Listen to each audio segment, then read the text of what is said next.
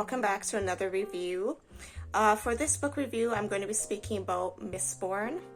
My last book review was on Rouge by Mona Awad. I spoke for much longer than I meant to. I spoke for almost an hour, 50 minutes to be exact. And I didn't plan to do that, and I don't plan to do that this time either. So hopefully this time around, it will be more like 35 minutes. So I will still be speaking for a while. So like, you know, grab a snack, grab a drink. I have, well, it's a teacup, but I'm actually just drinking water. Whatever. But yeah, so before I start talking about the book again, this is a momentous occasion. This is the first time I am using this gorgeous tea set. I showed this off in another vlog of mine. I got this at Indigo. As you can see, the little... I absolutely fell in love when I saw this, and this is the first time that I'm using it, and I'm very excited about that. I also, as you saw in my opening shot, I had some cookies here. Bought these at a sort of like bakery slash cafe yesterday.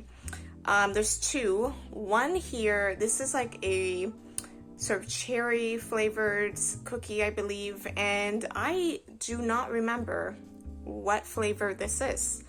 It looks like it could be chocolate, but it also looks like it could have caramel. I'm not sure what that is. Apparently, whatever flavor it was, I picked it up, so hopefully that means it's going to be good. You know what, let me try the raspberry one at least, or no, cherry. I think it's cherry. Wow, I don't even remember.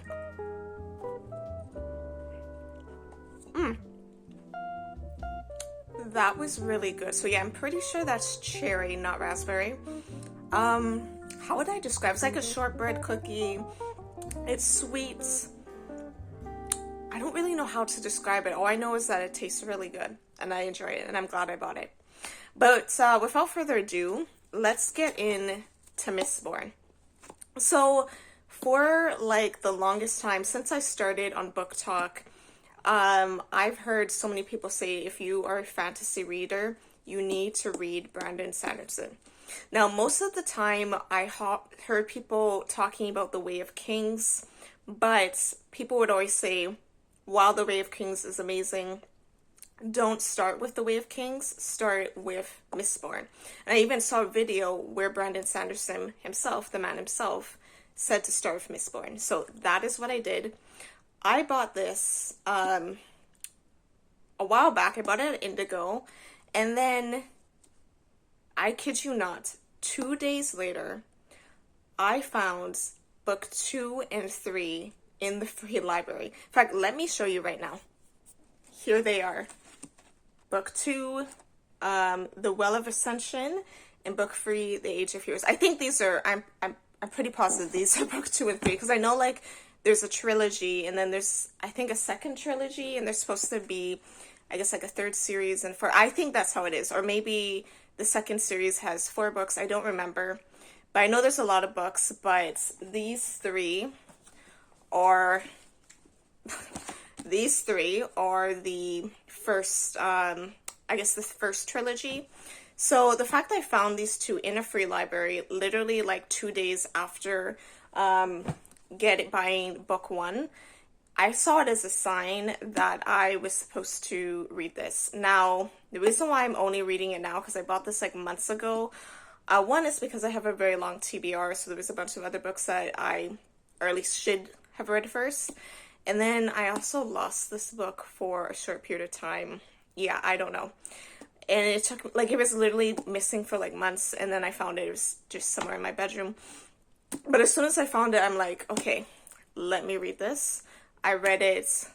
Oh my god, I loved every second of this book. You know how some books, you start them off and it's kind of slow, and like it takes like a few chapters before it starts getting good. Or sometimes like you read those books that are like a slog, and they only get good at like 50%, 60%, or even, God forbid, and I don't read these type of series, but you know how some people say you just need to get through the first book, or you need to get through the first 2 books before the series gets good. Yeah, that is not something you need to worry about with Mistborn. This book hooked me from the prologue. So not even the first chapter, like the prologue ends with a bang. Oh, I guess I should have said this at the beginning. If you haven't read this book, don't watch this review. Read this book first and then come back and watch this, because I will be giving away major spoilers. I don't feel like I could do this review justice unless I like really get into like what is talked about in this. And my favorite things, I can't really talk about that without giving things away. So for instance, one thing that I loved about this is there's something that's mentioned in the prologue that is mentioned again at the end. So it's like a callback. I think that's what the term is, a callback. So in the first, okay, bear with me. I can read, obviously, but when I read out loud, it doesn't sound that good. But we're gonna try. We're gonna try. Okay, so the hovel stood unguarded. There was no need for watchers, for no sky would venture outside once night arrived. Their fear of the mist was far too strong. I'll have to cure them of that someday, Kelser thought as he approached one of the larger buildings, but all things in their own time. So throughout this book, he does mention about like plans and different things. And it wasn't until the end that I thought back about that sentence, because I didn't like, obviously the fact that the Ska are like afraid of the mist, and they think that if you stay outside in the mist that you're become a mist raft, which is like sort of like this very creepy creature. It's actually, we find out it's actually not that dangerous, but people believe they're really dangerous because they look very hideous and monstrous like, and they do eat dead bodies, and those the things that they eat do become a part of them. So they seem like these monster nightmare creatures, and the Ska have this belief that if you go outside in the mist, you will become a mist raft. So they are like terrified. They don't go outside at night. So that's what he's referring to, that he has to like cure them of that fear of the mist, because that is one of the things that's kind of holding them back. Obviously, they are sort of like these enslaved people, and he wants to kind of help save them. At the very end, again, spoiler, at the very end, after he dies, we find out that his main plan wasn't actually for him to overthrow the empire and for him to sort of become the new Lord Ruler. That was one of the things that his own allies were actually terrified of, that he was like building himself up as this prophet, so that way after he defeats the Lord Ruler, he could be the new Lord Ruler, because obviously the Lord Ruler in this world, he is seen as a god. I think the belief is that God is like this, sort of like this being that doesn't really have a body, so almost like a spirit in a sense, but a sliver of God made the Lord Ruler, or the Lord Ruler became a sliver of God, so he's a piece of God, is what the religious belief is in this world. So I guess like his allies, Vin, Dox, Breeze, all of them, Ham, they were all like worried that he was trying to build himself up to be the new Lord Ruler. And honestly, when you're reading this, you're not 100% sure that he isn't, because he said that before he got caught and sent to the pits, he was someone that was very flashy. He liked to be adored. He liked people to kind of like, he likes people to look at him and to have this like legend around him. And even while this book is going on, even though he supposedly has kind of changed a little bit, he's a little bit more humble, a little more careful, you can still see that he's still a very flashy, jokey type of like nonchalant type of guy. And he does, like, we're in his head, so we can see that he's not as braggadocious as everyone around him thinks. And this isn't just about him like building himself up. Like, he really does care about the Ska and about, overthrowing the Lord Ruler and like making a better world. We do know that. But knowing that doesn't actually change the fact that he could have become a villain. And the reason why is, and this is something I also love, is that there's kind of like this subplot. So at the beginning of every chapter, let me find a chapter here. sorry. Oh, at the beginning of every chapter, you see there's these little paragraphs, and those are like journal entries, and it's believed that it's journal entries from the Hero of Ages, who is believed to be the Lord Ruler. Now, as I mentioned, we get that all throughout from the beginning of I think from chapter 1 all the way to the last chapter. And at some point, the main characters even find the journal and start reading it. So we kind of get like what Vin and Sazid and Kessler kind of think about the journal, what they feel about like certain entries. So like that's kind of like the subplot. Like we get to kind of see the Hero of Ages journey, which was like 1,000 years before the beginning of the book. And it's almost like we get that simultaneously happening of with the like journey that Kessler and Vin are going on. And it's like they're kind of like the new Hero of Ages. And because we're led to believe that the Hero of Age beat the Deepness and then became the Lord Ruler, who is now this like very evil dictator, you know, when we see like his journal entries and we see that he's like this kind man who wants to like make the world a better place, and he wants to like bring peace and harmony through all the people of the land, and then we see like who he is in the present day, and he's like the exact opposite of that. Even knowing that Kessler is not really a bad person, he's a flawed person, but he does have the best of intentions. And we also see that Vin also is someone who, you know, wants better for herself and for other people as well. And they both seem to be kind of like becoming these new heroes, these new hero of ages. Of course, looking at what happened to the Lord Ruler, you can't help but wonder, is Kessler or even Vin going to become the new Lord Ruler? Because with Kessler, again, he has a lot of hates in his heart. That's one thing that I notice. Well, everyone notices when they read it, but like I kind of compare the fact that he has so much hate for the rulers. And I'm like, if he becomes king, he could either wipe them all out, commit a genocide, or enslave them the way that the Lord Ruler has enslaved the Ska. So he could easily, and he would feel that he is entitled to do that because of how bad the nobles behave. So like he would not see himself as being bad for doing that. Just like the Lord Ruler, I'm sure, did not see himself as being bad for the things that he's done. So I was like, okay, like, is history repeating itself? Are we seeing Kessler's journey, his hero journey, which would turn into a villain journey?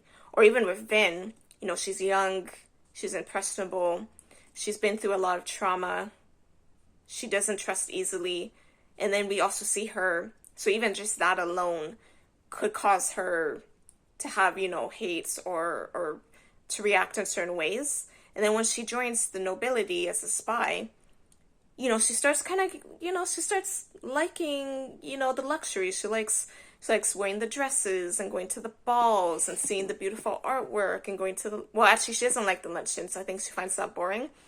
But there's elements of the, you know, the luxury of the nobility life that is very alluring to her. And honestly would be alluring to anyone having that type of life. So I was kind of thinking, even though she's a spy, even though she seems committed to the cause, is it possible that she's going to be completely seduced by this luxury and kind of just become another noble? Will she betray the cause to keep her lifestyle? Or will she overthrow the nobles, but then create a new set of nobles so that she could keep living this luxurious life?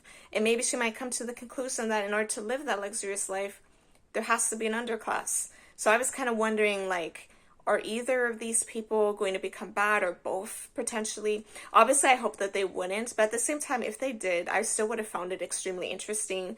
You know, the fact that the irony that they are going up against this great evil only to turn into the great evil, which, you know, that's what the hero's journey, or at least what it appeared to be. Now, one thing I will say, I don't know if any other people, let me know in the comments if you feel this way.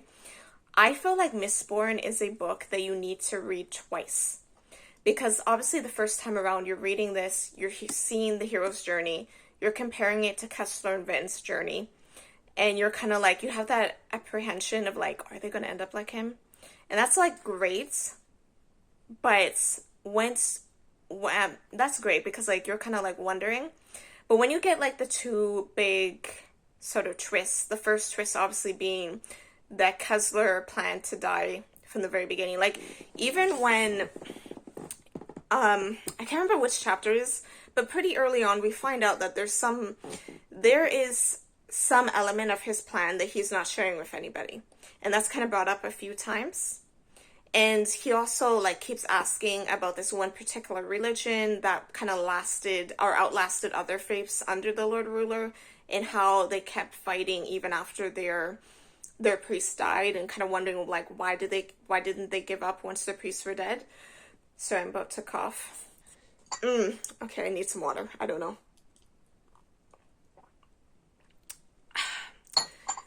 15 minutes and I guess I'm getting a little parched. But yeah, so he's asking all these questions, and I guess like you look back and you realize that those are all clues. And the clue is like his grand elaborate plan of like stealing the ATM and overthrowing his ragtag team and his army as overruling the empire. That was not the plan at all. That's just what he told everyone. The real plan was build himself up as this prophet, die by the Lord Ruler's hands, and get the Ska to rebel and to save themselves, basically. He wanted to be a hero for them so that way they could be the heroes for themselves. And I honestly love that. I thought that was such an amazing twist. And honestly, what I love about it too is the fact that if he dies, there's no chance of him ever being corrupted by power, by his Mistborn power, by his power of being like king or whatever. Because like Vin was very concerned that he was going to take over the kingdom and make himself the new king. And honestly, everyone around him kind of wondered if that was going to happen. They're always a little apprehensive, like, are we helping create the new Lord Ruler here? But obviously, he never planned to become the new Lord Ruler because he always planned to die. That was always a part of his plan. And I honestly, I love that. I love that. I think he realized too, and again, maybe, I don't know. I feel like he knew that there was a possibility that he could become like that, and that it was probably best for him to die. He mentions that in his letter after he dies to his friends, that he chose them not just because they were the best at what they did, but because they were also good men, the best men that he knew, and he knew that they would do right. They wouldn't be seduced by the power. They wouldn't become new Lord Rulers. Like, they would do right by the people. And I think he thought the same for Vin, that eventually she would become like them. And obviously, I think he wants to believe that he's a good man, but he knows his own flaws and he knows himself. And I think he knew that there was a possibility that he could become the new Lord Ruler, so it was better for him to die for the cause. So that could never happen. Again, that's just what I think. Maybe that's not true, but that's what I believe. So I love that. Even though I was like really sad because obviously Kessler is my favorite character. Like, he is my favorite character in this book. He might be my favorite character, maybe like in my top 5 favorite characters of all time, because I think he's amazing, honestly.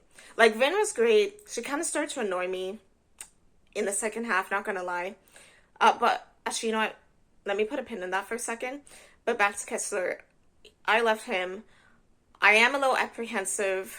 I'm reading book 2 and 3 because obviously he's not going to be there, or at least I don't think he's going to be there. I don't know if I'm going to enjoy it as much without him because I honestly love him. But I have to admit that was a good ending for him. Sad, broke my heart.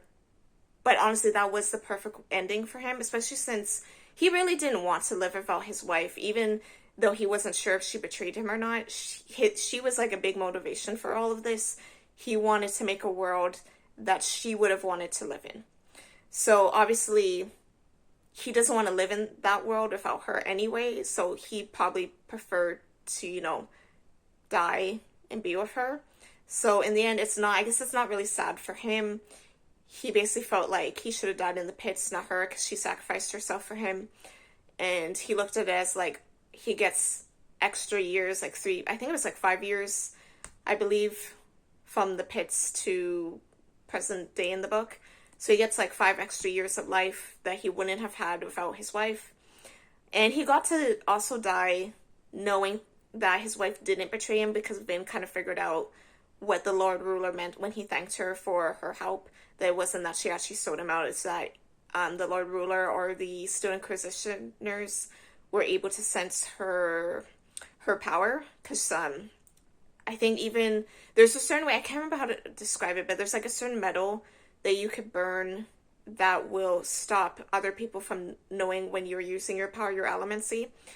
But Vin figured out that I think the Lord Ruler, if I'm not mistaken, as well as the Stone Inquisitors, can actually still sense your power even if you're kind of masking it. So that's why he thanked her. It wasn't that she like was a mole or sold him out or anything. So he got to die knowing that his wife was always loyal to him and that he's going to get to see her again. So I try to think about it in that way and not think about the fact that I'm not going to see him again in the books. I try to think about the fact that he died doing something that he believed in. And even though he didn't get to see the scar rise up fully, I think he had faith that his plan was going to work. And if there is an afterlife, which, I mean, we could say like there's an afterlife and he's looking down and seeing that his plan succeeded or whatever. But the only sad thing is that he didn't find out that his brother was actually still alive. So he died thinking that his brother was also dead. So that's the only sad part, I guess. But I thought his ending was perfect. And in regards to the second read, I think it would be interesting to read it again, knowing his plan and seeing like all the clues that I may have missed the first time around and being like, oh yeah, so that's what he meant when he said this, so that's what he meant when he did that, and that's why he did this, and that's why he asked that question, that's why he said this. And like, I think that would be very interesting. So I definitely do, probably in the next few months maybe, or I don't know, maybe it might not be till next year, but at some point I do want to do a reread so I could like see Kessler's actions in a completely different light. I think that would be so fun. The other reason why I think a reread would be good, again, I mean, there's no point in me saying spoiler, I already spoiled so much at this point. We find out, surprise, the Lord Ruler was not the hero of ages. So the book, so the journal that we get to kind of read throughout at the beginning of each chapter, and that Kessler is reading, does not belong to the Lord Ruler. He lied. He said that he was the hero of ages and that he beat the deep and, you know, saved the world. But then we find out that no, he killed the hero of ages the day before he was supposed to go to the Well of Ascension, because I think the Well of Ascension is where he's supposed to get his power that would allow him to defeat the deepness. Or at least that's what I think was supposed to happen. But the day before, because the last journal entry takes place the day before, he's just describing how he feels, I guess, and saying, like, everything's going to change tomorrow. And then, you know, it stops, and Vin is like, wait, why isn't there more? Like, why didn't he write about what happened after the well? And, like, why did he become the way he is? And we find out the reason why he didn't write anymore is because he was dead. His terrorist packman, Rashik, I think I'm saying that right, I don't know. He killed him the day before and then kind of took his place as the new hero because he was a part of this, I guess, sort of like terrorisman, sort of radical group that believed that they were better than other humans because they have this power. I'm not going to say it because I don't know how to pronounce the word. They have this power that's different from elemency. Like elemency, you have to burn metals, like metals that are outside of you.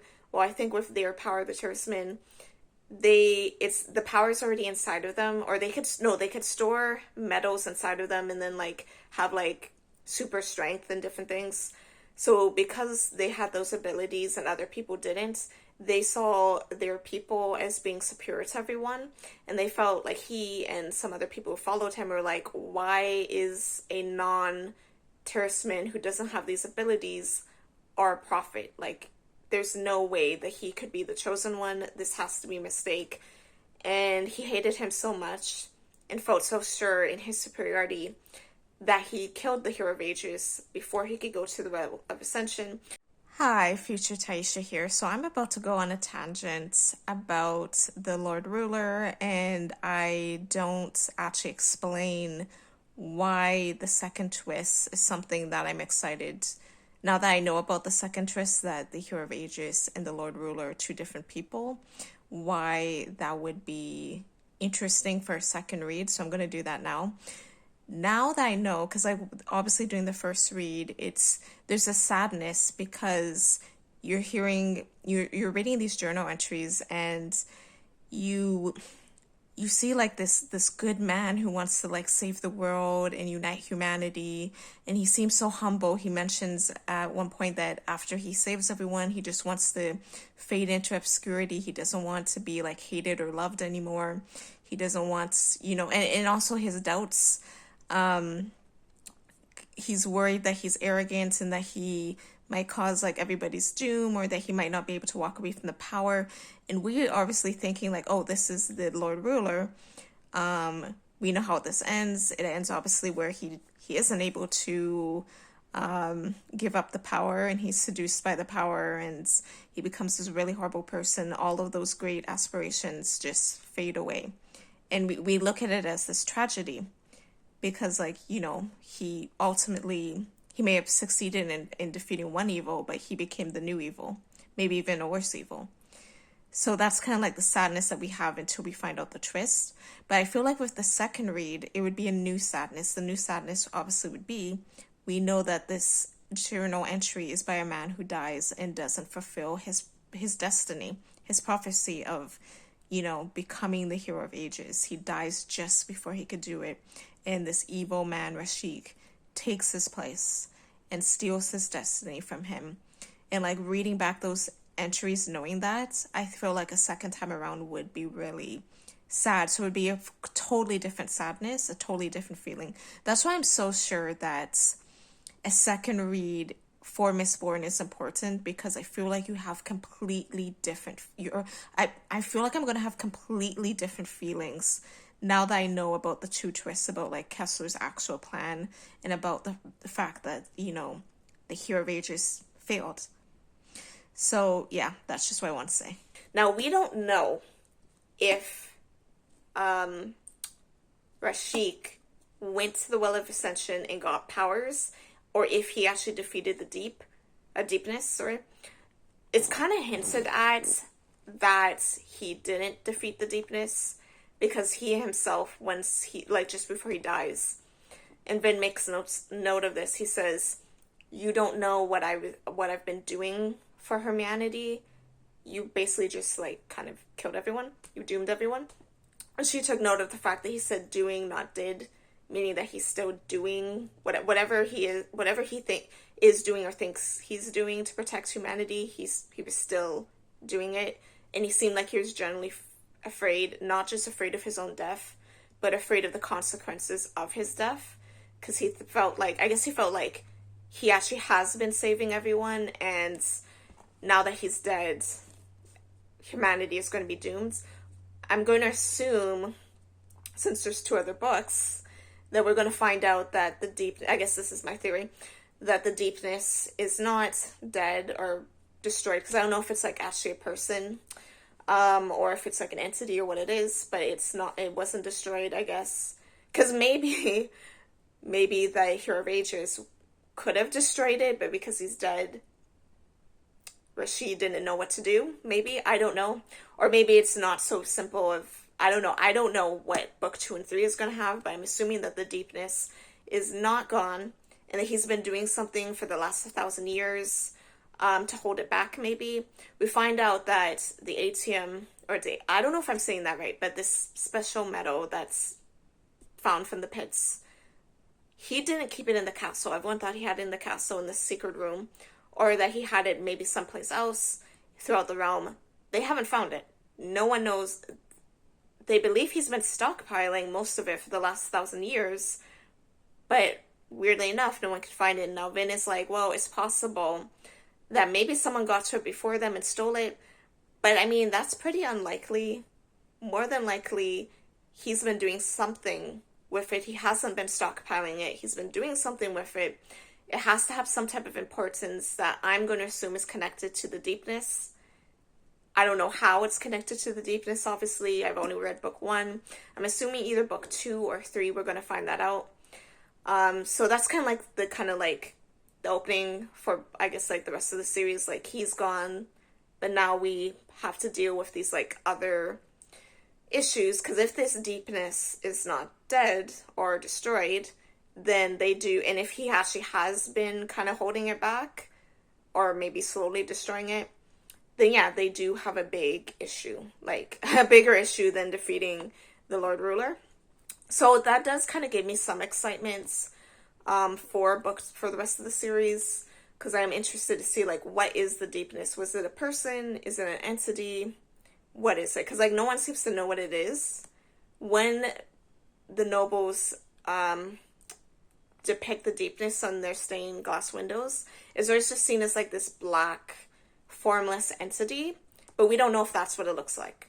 We know that it was like a plight on the earth, and that it was like super dangerous, and the Hero of Ages was supposed to, I guess, go to the Well of Ages to get some type of power and then defeat the deepness, at least in the prophecies. But again, one of the things in this book is like, can you really rely on prophecies?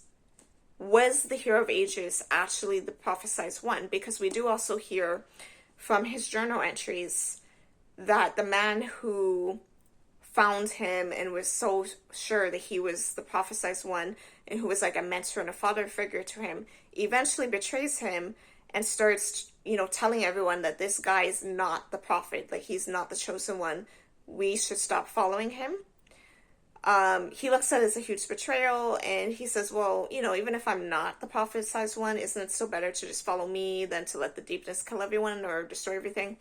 So you have to wonder, like, why did his mentor turn on him?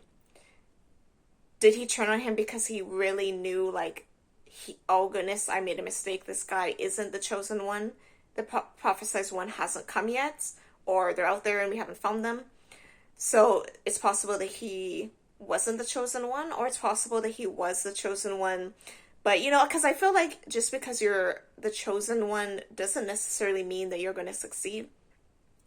So he could have been and just died not fulfilling his duties. Or it's possible that there could be multiple chosen ones. So he was the first one, he failed. Now maybe Vin and Kessler are the next set of chosen people. Or again, as Vin said, like, Kessler is just a man, and she doesn't understand why anyone would like see him as a holy man or make a religion around him. But as Saeed says, he believes that most of these sort of like prophets and priests and the holy figures in a lot of religions, or maybe all of the religions, were just men. Just ordinary men who people followed for various reasons. Now, with Kessler, he built himself up to be this prophesized one, but at the same time, you can make the arguments that maybe he was the prophesized one all along, because he was a Mistborn, so he's a very powerful being. He's both a noble and a ska, so he's part of both societies, technically. He also is very intelligent. He's one of the best thieves, runs the biggest thieving crews, and he did help take down the Lord Ruler. He came up with a plan that succeeded. So you can argue that maybe he was the prophesized one all along, or that there is no prophesized one, and you just have to be the hero that you want to be. He decided that he wasn't going to sit on the sidelines and just care about wealth anymore since his wife is dead, that he was going to do something, and he came up with this plan and executed it, and it worked. So I feel like that's one of the things I love about this book as well, is that you don't actually know, like, there's so many different takeaways, and it just depends on how you view things. Like, you could view it as all these people were chosen. Maybe even the Lord Ruler was chosen. Maybe he was supposed to, kill the hero and rule for 1,000 years and be defeated. Maybe that was all supposed to happen. Or you could say that, people make their own destinies. The Lord Ruler decided, I'm not following this man, so I'm going to make myself the hero. And obviously we and everyone else would see him as a villain, but obviously in his mind, he would see himself as the hero, and he decided to take action and make himself the hero of the story, or the prophesized one, because he didn't feel like the person that was chosen was worthy. And then Kessler also decided to make himself sort of prophesized person. So you can't argue, like, was it just that they just decided to make themselves into heroes, and there's no actual prophecies and there's no actual destiny, and destiny is whatever you make of it? Or is it that they believe that they're making their own destinies, but they were always destined to do these things? I mean, I think it's up to the reader to decide what their takeaway is, and I kind of love that you can see it either way. So that's one of the things I love about this. I am so excited for the second read. I don't know when I'm going to do it, but I think the second read is going to be even better than the first read, honestly. I guess I should give like a little, I don't know, should I give a little description of each character? I did that the last video. So as I already said, I loved Kessler. I thought he was amazing. Vin, time to take that pin out. As I said, I loved Vin at the first half of the story. I started to find her annoying the second half. Like, when she first met Elend, I don't know if I'm saying any of these names right. I'm sorry if I'm butchering them. When she first met him, I kind of loved it. I was like, okay, enemies to lovers. He's like from the biggest noble family. She's a spy. Like, this could be great. But then as I went along, I started to not like him as much, because I started to find him too idealistic, if I'm being honest. And I just thought, I was like, how could he be so idealistic when he's literally from one of the most powerful noble houses and all these people are so cutthroat? How is he this naive? So I don't know how I'm going to feel next book, because I know he's going to be like a big part of it, obviously. But yeah, I started to kind of not love him as the story went along, and I started to not love how attached she was to him and some of the decisions she was making. But I realized that that's okay, because she is, 16 years old. This is her first love. You can't expect her to not make mistakes. And there was a time in the past when if a character annoyed me, I saw that as a flaw of the book. Like, I thought, like, oh, they should have been written better. Like, the character just wasn't written well enough, or the story just, that's a big flaw in the story. But now I feel differently. I realize, like, just because a character annoys me doesn't mean that they weren't written the way they were supposed to be written. She is 16. She's traumatized. She's entering this world of luxury. She's falling for a guy. This is her first love. It makes perfect sense that she would have done the things that she did. So even if it annoys me, and even if I want to, like, shake her at times and be like, Finn, focus on the plan. You can't expect her to behave like Dox or Kessler or Ham or Breeze. Like, they are grown adults who have been through a lot of things. It's not that she hasn't been through things. Like, she's been through so much for her 16 years, but she's still a kid. Regardless of everything she's been through, she still doesn't have the maturity or the life experience to not make certain mistakes. So I realized, like, you know what? I'm annoyed, but that's totally fine. Like, I am a woman in my early 30s. Obviously, I'm going to see things a certain way, and I'm going to be like, that's a mistake. Don't do that. But would I have done anything different when I was 16? Probably not. I probably would have made the same mistakes. So her character is well written. I am interested to see exactly what her character is going to be in book 2. Assuming that she's alive in book 3. Maybe she might be the next one to go. I don't know. But I'm going to assume that she's one of the, like, since she was the main character for this book, and with Kessler gone now, that she's going to be the main character. I'm kind of curious, like, is it going to be her and Elend? Are they the new, like, main characters, or is it going to be a new person? Or is it just going to be her? Because, like, this has 2 main characters. Is that going to be something that's going to follow in book 2 and 3? Or is book 2 just going to be Vin's perspective? I'm interested to see. But part of me is sad that Kessler is not going to be in the story anymore, or at least I think. Like, I'm pretty sure he's not going to be, like, coming back from the dead, or they're going to say, like, oh, it turns out he wasn't dead. Pretty sure he's gone for good. So it's sad, because, like, my favorite character is gone, but I am still interested to see how Vin's story is going to go, Elan's story, even though he did annoy me, as well as, like, Doc's, because Doc's was pretty cool. Ham, Breeze, like, all of them. Oh, Clubs, I forgot. I'm interested to see what type of king Eland is going to be, what role Vin is going to have, because that was something that she was, like, worried about, like, who she was going to be once this plan, if they didn't all die, obviously, if they succeeded, what was she going to be? Was she going to still remain with Kessler? You know, are they all going to disband? Is she going to go back to just being, you know, on the streets? Back to being, you know, a poor orphan? Like, what's going to happen to her? Obviously, she's not going to turn to a poor orphan now. She's a lot more confident at the end of the book, but, like, and she seems like she's going to pursue a relationship with Eland. But at the same time, like, does that mean that eventually she'll become queen? Will people be, but, like, will the nobles be, like, what role are the nobles going to have in this? Because they still have power. It sounds like the ministry is still going to have power. And then that's another thing too. What type of power is the ministry going to have? Because wasn't their whole thing that the Lord Ruler was kind of like their god? And now that he's gone, and I'm sure, like, they're going to tell the people, like, hey, like, he wasn't the hero of ages, and we're not sure that he actually defeated the Deep or not.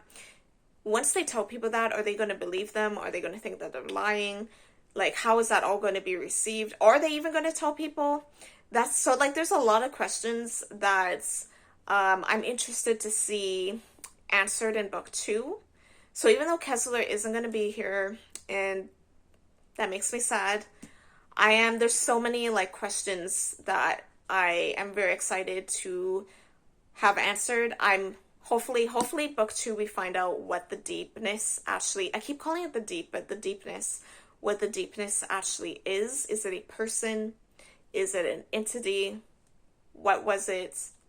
Is it actually dangerous? Is it still around? Because it seemed like it was hinted that it is still around, or at least Vin is worried that it is. And I believe it is still around. So, like, is that going to be, like, the big evil in book 2? Or is that the big evil maybe in book 3? Are the Ska and the nobles going to actually be able to come together? Like, is the country going to, like, go into, like, a civil war? Because they mentioned that the nobles are fine with Eland being king because they think that they can make him a puppet king. So there's obviously going to be some type of court intrigue. Is Eland going to be able to rise up and, like, actually lead these people? And apparently there's also already fractions forming amongst the Ska. So that's obviously interesting as well. Like, is the situation going to completely fall apart? How is Vin going to handle this? How is Eland going to handle this? How is Docs, Ham, Clubs, Breeze, how are they all going to handle it?